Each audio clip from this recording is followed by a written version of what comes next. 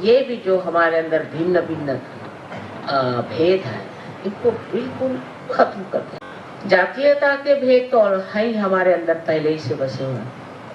एक साहब मुझे कहने लगे हांगकांग में कि हिंदुस्तान में जातीयता अब भी सहयोगियों में जातीयता है, वो ब्राह्मण है सर। मैंने कहा अच्छा बताइए, क्या आप किसी हरिजन से शादी करेंगे? घबरा गए। हरिजन से? अरे हरि के जन है, उनसे शादी करने में क्या? हरिजन से नहीं कर सकते। तो पहले बाकी सब लोगों में हो जाए, फिर धीरे धीरे हरिजन को भी मान लें। लेकिन परदेश में ये झगड़ा ही नहीं। कितने हरिजन लड़कियों की शादियां मैंने बाहर करा दी, और लड़कों को भी। उनको पता ही नहीं कि ऐसी जाति पाति करके कोई चीज होती है, कोई हरिजन होता है और कोई, अब नहीं कहेंगे कोई क्या। इस प्रकार हमारे अंदर इतनी भिन्नता का स्वभाव है। हम भिन्न है, वो भिन्न है, वो।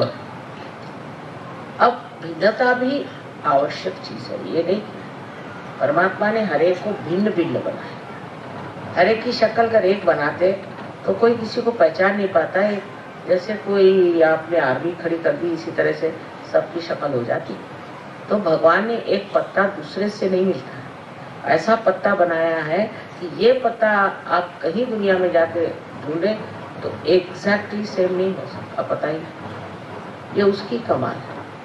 और अगर ये सोचने लग जाए कि ये भिन्नता ही हमारी विशेषता है, तो फिर आप पत्ते के लेवल पर हैं, उससे आप उठेंगे।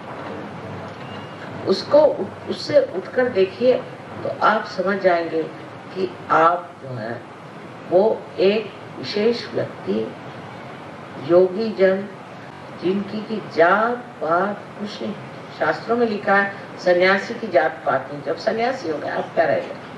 अंदर से छूट गए सो सन्यासी, तो आपकी जात पात कैसे रह गए? इसका बड़ा विरोध करना चाहिए। जात पात का बहुत ही विरोध करना चाहिए और सिर्फ गुण ग्राहकता होनी चाहिए कि किसमें क्या गुण है उसको पाना चाहिए और उसको समझना चाहिए।